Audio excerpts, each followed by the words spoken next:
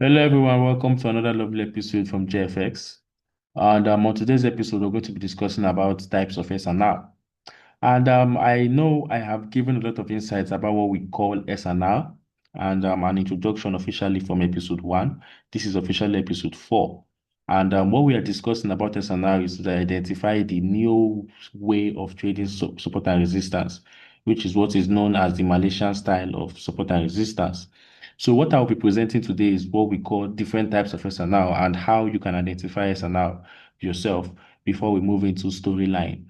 And on the episode 3, I gave you guys some keynotes of things we'll be studying from storylines to multiple time frame to types of SNR and other key levels that we'll be discussing about. But on today's video, I'm going to be discussing about types of SNR levels and showing you how you can identify them. Now, on types of SNR, we have the traditional one, which I showed you guys on episode 1, which is the A formation and the V formation of support and resistance. And that is when you use the line chart to identify your support and resistance level. Now, when we say support and resistance, I know you guys understand what we mean by, the support below and the resistance above. But on the Malaysian style, we use line charts and candlesticks to understand the price action of what we have on the chart. Like as you can see, what I was marking earlier on this point was actually resistance level, as you can see, yeah, an A formation. And then when you use your line chart, it looks like this. This was the reaction we had on this zone, and then price reacted from this point here. So this is called your buy to sell resistance.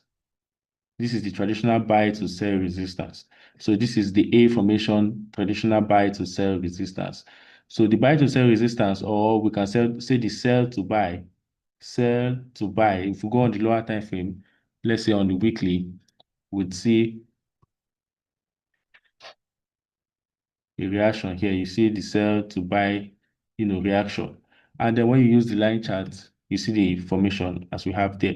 Now we also have the left shoulder formation, which is actually what we have here, beautiful, is what we actually identify as the Quasimodo pattern. Now, what I want you guys to understand is that there's nothing new under the sun. What we have as the Malaysian SNR is not giving you anything new. It's similar and the same with what you have studied in the past. The second type of support and resistance we have is the um, drop-based drop and the rally-based rally. And I know you guys have already understood this in supply and demand. That is those of you who studied smart money concepts. And this is to let you understand that there's not much difference between the Malaysian SNR and what we have as smart money concept. But there are key models which are used within the concept of storyline. So we're going to be getting into storyline in episode 5. So on this aspect, you get to understand that what we call the buy to sell support or the sell to buy resistance, or whichever way it goes, are simply similar things to what we call the order block, similar things to what we call, the Quasimodo pattern. And these formations are things that you can easily find on your own. So when we identify a drop-based drop, like for example, here we have this beautiful buy to sell resistance. So if you use the line chart, you see it's a buy to sell, and you can see the Quasimodo formation here as well. So if you use the key levels upon this um, price action here, we can identify these zones. So we can say GPJPY is around the key level. And I'm going to be talking about breakout as well. That will be on a different episode. We will discuss about breakout because we have a breakout here. And that breakout is price breaking out of a major support or a resistance level.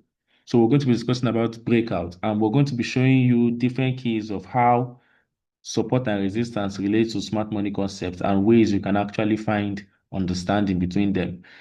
Remember, there are key concepts within the Malaysian SNR, from the trend line to storyline and to how we use multiple time frames. And this is things that we're going to be understanding in the further episodes. You're being able to understand the difference and the similarities between this method and smart money concept because you are actually following up with these episodes. And what I'm doing on the beginning stage is to help you understand that so that you, who is familiar with smart money concepts but don't have the familiar basic background of what we call Malaysian SNR, can actually understand how this method work. And then you can follow up with the key concepts like storyline, and that will be in the next episode. So now what we have here as types of SNR, I just showed you what we have as the buy to sell with the images that are being displayed.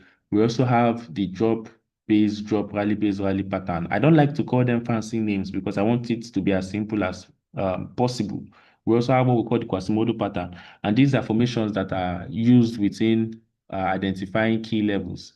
And then when we use the confluence of trend line, so there's a confluence of trend line we can add to this that could help understand better what is going on here. That is, if we use the lower time frame or we decide to, go with something like this,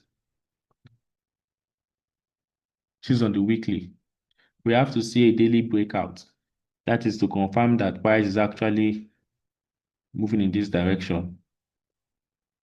Okay, on this level, we have this. So this will be the third touch, right? So we have 1, 2, and this will be the third touch. And then on the second touch, we had the breakout from this point here. So there will be a 4-hour breakout here when price broke this level here. So this is actually a key area. I'm not saying you should buy or sell, but this is actually a key area to expect price to move on bearish for using this Malaysian style of support and resistance.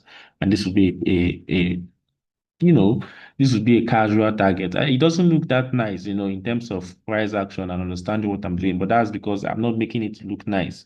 I'm actually helping you to understand the basics of how this pattern works. So when we understand Malaysian SNR, when we try to understand the neo support and resistance method, we understand that there are different levels to how this is being done. For example, there's what we call storyline. There's a storyline build-up happening here. I identified multiple time frames. I came from the weekly, from the monthly, and I'm on the daily. I keep going lower, but I'm not discussing about time frames and storyline. But storyline is a major level you have to also understand, and that's what we're going to be discussing on the next video. And then when you move above storyline, you get to breakouts. As you can understand here, I marked a breakout here. I also marked a breakout here. And these breakouts are key levels to also help you out because you mark out price breaking is a major support level. But as you can see here, we had a rally, a base, and then a rally. So that would be a major support. So when the bearish momentum went below that level there, that is what we consider a breakout. As you can see, rally, base rally. And then price was supposed to react from this point. So there's supposed to be a reaction here to go higher, but price broke that point. So that's a breakout. So when we say breakout, we mean price invalidating a valid zone, in terms of storyline, price changing storyline from one storyline to another. So there's no such complexity in Malaysian SNR that anybody can't really understand about it. And I'm going to keep it as simple as possible. So we'll stop on this part on types of SNR. And then on the next episode, I'm going to be discussing about storyline. And we'll look formally into what we call storylines from a higher time frame to a lower time frame. Thank you for watching, and I'll see you on the next episode. Bye.